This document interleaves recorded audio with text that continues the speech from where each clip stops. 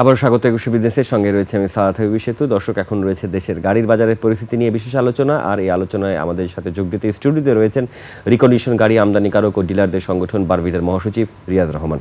দর্শক, একুশে বিজনেসের এই অংশটি আপনারা দেখছেন আলোক হেলথ কেয়ার অ্যান্ড হাসপাতালের সৌজন্যে, powered by national agri care group. Riaz ভাই, স্বাগত জানাচ্ছি আপনাকে।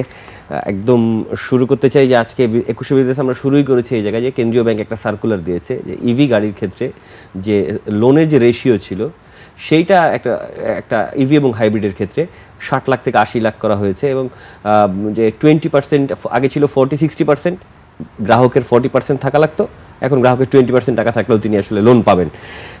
কিভাবে দেখছেন? প্রথমে ধন্যবাদ জানিয়ে আপনাকে এবং ধন্যবাদ জানাই বাংলাদেশ ব্যাংক এবং সরকারকে যারা এই দিকটা বিবেচনা করেছে। কারণ আপনি দেখবেন যে গত 2 বছরে কিন্তু আমাদের প্রতিটি গাড়ি আপনার 20-30% দাম বেড়েছে ডিউ টু আপনার ডলার ফ্লাকচুয়েশন এবং এই ক্রাইসিসগুলির জন্য। তো ওই হিসাব করে কিন্তু সরকার অনেক পরে হইলেও এখন এটা দিয়েছে 60 লাখ থেকে 80 লাখ টাকা উন্নীত করেছে। আমি ধন্যবাদ জানাই আবারও। এবং যে রেশিও ইকুইটিটা ছিল সেটা ইভি এবং হাইব্রিড গাড়ির ক্ষেত্রে তারা সেটাও বাড়িয়েছে।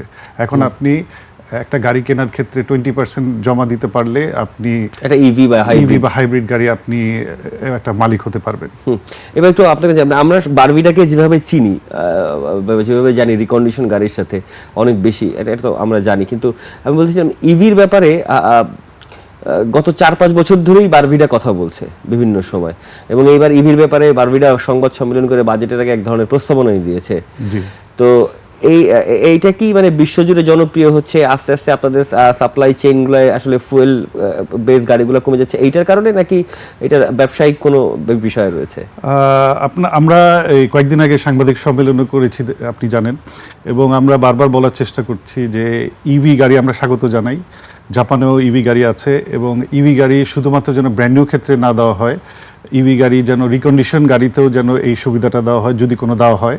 এবং আমাদের প্রস্তাবনা ছিল ইভি গাড়ির যদি আপনি কোনো ডিউটি কমানো হয় সেটা যেন ড্রামাটিক কিছু না হয়, আস্তে আস্তে পর্যায়ক্রমে করা হয়। এটার একটা মূল কারণ হচ্ছে আমাদের দেশে এখনো ইনফ্রাস্ট্রাকচার তৈরি হয় না ইভি গাড়ির জন্য। আপনি দেখবেন বিভিন্ন পার্শ্ববর্তী দেশে কিন্তু 8-10 বছর আগে শুরু করেছে ইভি গাড়ি। আমরা অলরেডি লেট, এবং আস্তে আস্তে কিন্তু প্রযুক্তি আস্তে আস্তে কিন্তু অন্যদিকে চলে যাচ্ছে। ইভি থেকে আস্তে আস্তে দেখবেন যে হাইড্রোজেন গাড়িতে চলে যাচ্ছে, অন্য অন্য প্রযুক্তি চলে আসতেছে। তারপরও এটা পজিটিভ আস্তে আস্তে যে এটা সরকার কিছু একটা করবে আশা করি। তো ইভির থেকেও আমি মনে করি যে হাইব্রিড এবং প্লাগ ইন হাইব্রিড, জাপানে প্লাগ ইন হাইব্রিড কিন্তু ইভির থেকে বেশ পপুলার হচ্ছে প্লাগ ইন হাইব্রিড, যেটা আপনি ইলেকট্রিকও চালাতে পারবেন, আপনি তেলেও চলবে, এবং ইলেকট্রিক শেষ হয়ে গেলে তেলের মাধ্যমে এটা চার্জ হবে। সো আপনি কোথাও আটকানোর কোনো সুযোগ নাই, 1 নম্বর। 2 নম্বর হচ্ছে আপনি যদি একটু গবেষণা করেন দেখবেন যে পার্শ্ববর্তী দেশ যেটা ইভি গাড়ির বিভিন্ন সুযোগ সুবিধার আড়ালে কিন্তু একটা ডাম্পিং গ্রাউন্ডে তো পরিণত হয়েছে। তো আমরা সরকারকে বলেছি এই সাংবাদিক সম্মেলন যে ইভি যে সুযোগ সুবিধা যদি আপনারা দেন, অবশ্যই মেকশিওর করতে হবে এই দেশে যেন উন্নত গাড়ি আসে। যেটা দেখবেন আজকে বারবিটা কিন্তু এত সুন্দর সুন্দর গাড়ি ঢাকা শহরে দেখেন, এটা কিন্তু একদিনে হয়নি, 40-50 বছরে এই শ্রমে সুন্দর সুন্দর জাপান থেকে উন্নত গাড়ি, বিশ্বের সবচেয়ে উন্নত গাড়িগুলি এসছে। এখন এর আড়ালে দেখবেন অনেক নেপাল, আমি বলতে পারি নেপাল, তারপর আপনার ভারত, পাকিস্তান, এখানে কিন্তু অনেক বিভিন্ন পার্শ্ববর্তী দেশ থেকে কিন্তু ডাম্পিং গাড়ির মতো করে অনেক নিম্নমানের গাড়ি ঢুকে যাওয়ার চেষ্টা করছে। তো আমি সরকারকে বলবো যে আপনারা এই বিষয়টা নজরে আনবেন, যে যেন ইভি সুযোগ সুবিধার আড়ালে যদি আপনারা দেন, সেই আড়ালে যেন কোনো নিম্নমানের গাড়ি বাংলাদেশে না ঢুকে, যেটাতে দেখা যাবে যে ক্রেতারাও প্রতারিত হবে, এবং সরকারের যে রেভিনিউ এবং যে আপনার একটা ডলার দিয়ে তো এই গাড়িটা কিনতে হয়, আপনি যদি 2-3 বছরের ভিতরে যদি গাড়িটা যদি অকেজো হয়ে যায়, এটা তো আমরা কাম্য করি না। আমরা চাই যেরকম আমাদের রিকন্ডিশন গাড়ি জাপান থেকে যেগুলি আসে, একটা গাড়ি কিন্তু 25-30 বছর মিনিমাম চলে, ওটার একটা ইকোনমিক লাইফ থাকে।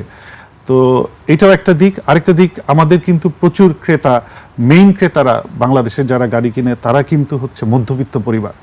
সবারই একটা স্বপ্ন থাকে, এটা কিন্তু কোনো এখন বিলাসিতা না, এটা একটা নেসেসিটি আমি মনে করি।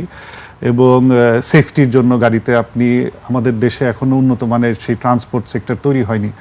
তো আমরা সেখানেও বলেছি যে আমাদের যদি বয়সটা বৃদ্ধি করা হয় কমার্শিয়াল ভেহিকেল এবং বাসের ক্ষেত্রে, আমরা কিন্তু সুন্দর সুন্দর গাড়ি আমি বুঝতে পারছি, আমি ওইটাতে যাইতে চাই, কিন্তু আমি একটু ইভির, আপনি একটা খুব ভালো পয়েন্ট ধরছেন যে মানে আপনি ইভি বলেন আর হাইব্রিড বলেন, আপনাকে তো রিচার্জ পয়েন্ট ক্রিয়েট করতে হবে। আমি সেটা আসছিলাম, আমাদের এখনো ইভির ক্ষেত্রে ইনফ্রাস্ট্রাকচার সেরকম ভাবে তৈরি হয়নি, এবং দেখা যায় ইভির সুযোগ সুবিধার আড়ালে কিন্তু অলরেডি কিন্তু বাংলাদেশে বেশ কিছু রোলস রয়েস গাড়ি এবং মানে দামি দামি গাড়ি, যেটা উচ্চবিত্তর জন্য বেশিরভাগ প্রযোজ্য, তারা কিন্তু এই গাড়িগুলি এনেছে এই সুযোগ সুবিধার আড়ালে। এবং তাহলে আমার মিডল ক্লাসের কি হবে? আপনারা দেখবেন যে ইভি গাড়ি কিন্তু ইজ নট চিপ।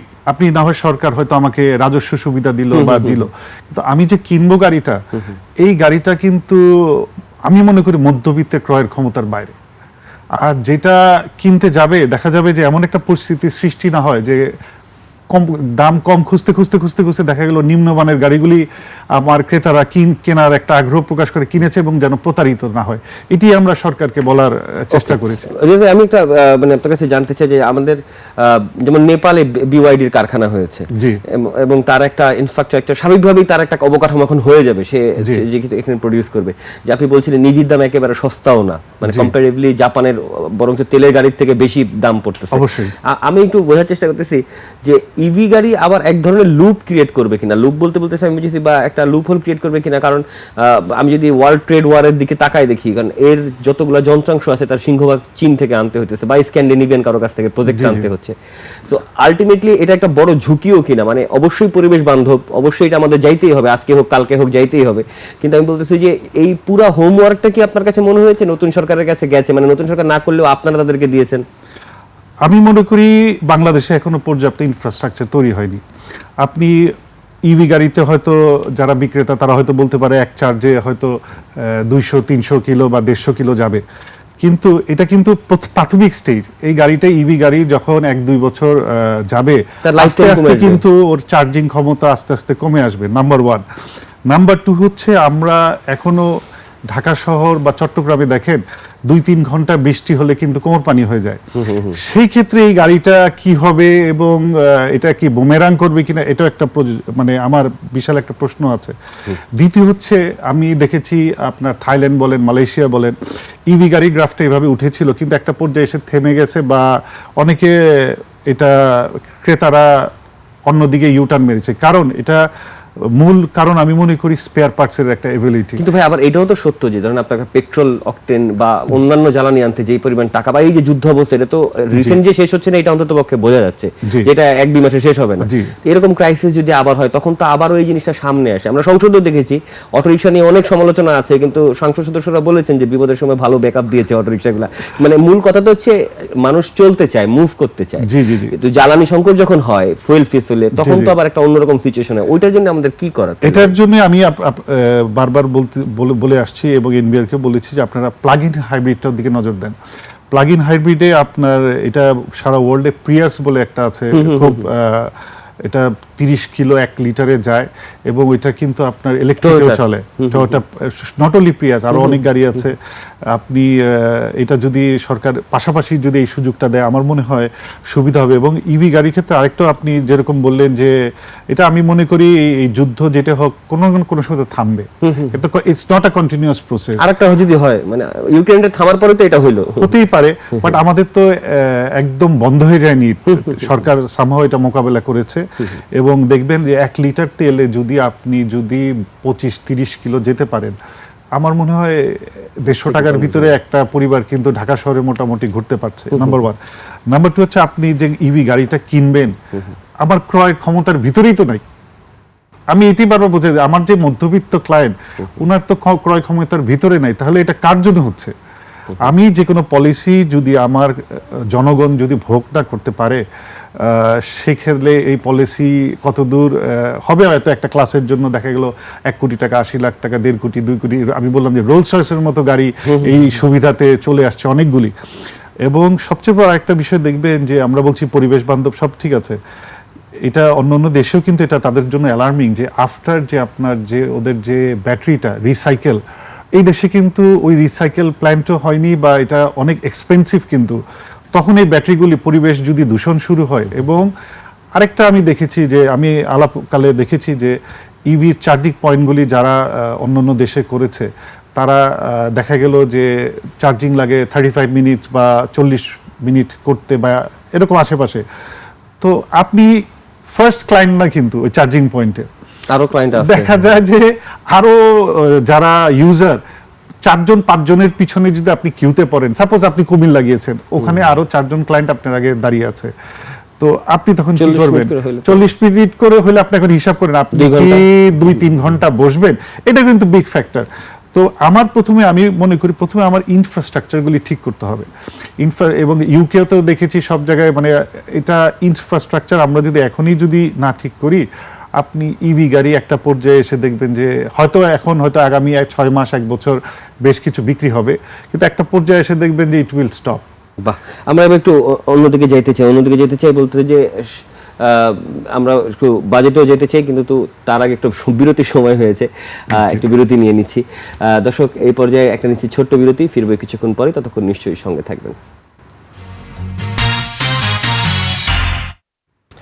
আবারও স্বাগত 21 বিজনেসের সঙ্গে আছে আমি সারাথ হাবিব সেতু। দর্শক, বিরতির আগে গাড়ির বাজারের পরিস্থিতি নিয়ে কথা বলছিলাম রিকন্ডিশন গাড়ি আমদানিকারকদের সংগঠন বারভিডার মহাসচিব রিয়াজ রহমানের সঙ্গে। প্রিয় দর্শক, 21 বিজনেসের অংশটি আপনারা দেখছেন আলোক হেলথ কেয়ার অ্যান্ড হাসপাতালের সৌজন্যে, powered by national agri care group. আলোচনায় ফিরছি। বিরতিতে যাওয়ার আগে কথা বলছিলাম আমরা তো অনেক শপিং মলে দেখেছি যে ইভির জন্য এখন চার্জিং পোর্ট রাখা হয়েছে। বড় 5 স্টার হোটেলেও আমরা দেখি ইভির চার্জিং পয়েন্ট রয়েছে। সো আস্তে আস্তে কি হচ্ছে? দেরি হলেও আস্তে আস্তে হচ্ছে, বাট এটা আমি মনে করি পর্যাপ্ত না। 5 স্টার হোটেল বাংলাদেশে কয়টাই আছে? হয়তো 2-3টা 5 স্টার হোটেল হতে পারে, হয়তো চার্জিং চলে আসছে, কিছু আপনার রিসোর্ট টাইপের ইয়াতে হয়েছে। কিন্তু যে বললাম, আপনার যদি কিউ থাকে 2-3 জন পর, তখন তো আপনার লম্বা কিউ, 1 নম্বর। 2 নম্বর হচ্ছে বিভিন্ন দেশে কিন্তু আপনি এই চার্জিং পয়েন্টগুলি যেরকম কন্ডোমিনিয়ামে 300, 200, 100 পরিবার থাকে, সেখান থেকে আন্ডারগ্রাউন্ড থেকে কিন্তু অনেকে কিন্তু আস্তে আস্তে চার্জিংগুলি বাইরে নিয়ে চলে যাচ্ছে ওপেন গ্রাউন্ডে। এটাও একটা কিন্তু চ্যালেঞ্জ, কারণ এটা দেখা যাচ্ছে যে বিভিন্ন জায়গায় ওভার চার্জিং এর থেকে কিন্তু অগ্নিকাণ্ড ঘটছে, যার কারণে তারা এটা ওপেন ফিল্ডের দিকে চলে যাচ্ছে। এটাও কিন্তু আমরা এখনো ফেস করি নাই, যেহেতু ইভি এরকম নাই।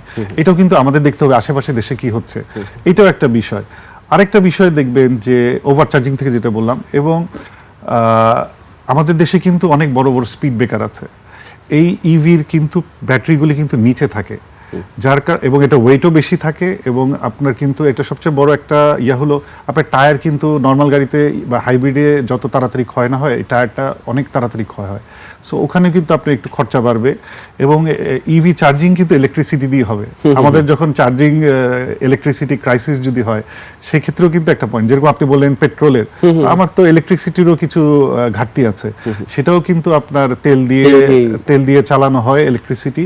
এবং এই যে বড় বড় স্পিড ব্রেকারের কথা বললাম, ওই ব্যাটারি যখন আপনার স্পিড ব্রেকারে যদি হিট করে বা করে আঘাতগ্রস্ত হয়, তখন কিন্তু ইভির নিচের তলের ব্যাটারিটা অনেক সময় ক্ষতিগ্রস্ত হয়। সেক্ষেত্রে দেখা যাবে যে আপনি পুরো ইভির সেলটা আপনার পাল্টাতে হবে। এই ক্ষেত্রে এটা কিন্তু অনেক এক্সপেন্সিভ। এবং চার্জিং পোর্টের কথা যদি বলি, তাহলে বাংলাদেশে অনেক সুন্দর সুন্দর অনেক উদ্যোগ নেওয়া হয়। মানে আমরা ডাস্টবিনের মোড়ে ডাস্টবিন করার সিটি কর্পোরেশন একটা উদ্যোগ নিয়েছিল। আমার মনে হয় সেই পিলার কিছু নাই এখন আর। জি, আমি বিরতিকালে একটু আগে আপনাকে বলেছিলাম যে সরকার যদি ঢালাওভাবে চার্জিং পয়েন্ট যদি দেয়, যেটা আমি আপনাকে বলছিলাম যে এটা বিগত সরকারে একটা ছিল যে জায়গায় জায়গায় নগরের সৌন্দর্যের জন্য ডাস্টবিন করা হয়েছিল। দেখা গেছে 1 মাসের ভিতর মানুষজন কান্দে করে আপনার ডাস্টবিন নিয়ে চলে গিয়েছে। এখন চার্জিং পয়েন্টও কিন্তু চিপ, খুব বেশি বড় না, ইটস এক্সপেন্সিভ কিন্তু। তো দেখা গেল যে পরের দিন সকালে নাই, চলে গিয়েছে। এখন ওই সিকিউরিটি সহ সেইভাবেই আপনার ইনফ্রাস্ট্রাকচার তৈরি করতে হবে। এটা করাটা আমি মনে করি একটু টাফ হলো, বাট সরকারের দেখতে হবে কোথায় কোথায় ইনফ্রাস্ট্রাকচার তৈরি হওয়ার পর এই সুযোগটা যদি হয়। আবারও বলি, আপনি মধ্যবিত্ত যে পরিবার, তারা সবসময় খুঁজে 20 থেকে 30 লক্ষ টাকার ভিতরে একটা গাড়ি। সেই গাড়িটা ইভিতে কিভাবে দিবে আমার জানা নেই। একমাত্র হাইব্রিডটি সম্ভব, যেটা জাপান থেকে আসে। এবং আপনি যদি এই রেঞ্জের গাড়ি যদি আপনি ইভিতে খুঁজতে যান, আমার মনে হয় উন্নত গাড়ি তো হয়তো পাবেন না, হয়তো নিম্নমানের কিছু গাড়ি হয়তো কোম্পানি হয়তো মেবি আই ডোন্ট নো আসতে পারে, এবং এটা 2-3 বছর চলবে কিনা আমার অনেক সন্দেহ আছে। ওকে, আমরা ইভি এবং হাইব্রিডের আলোচনা থেকে একটু সামনে, যেহেতু বাজেট রয়েছে, একটু বাজেটের দিকে যাইতে চাই।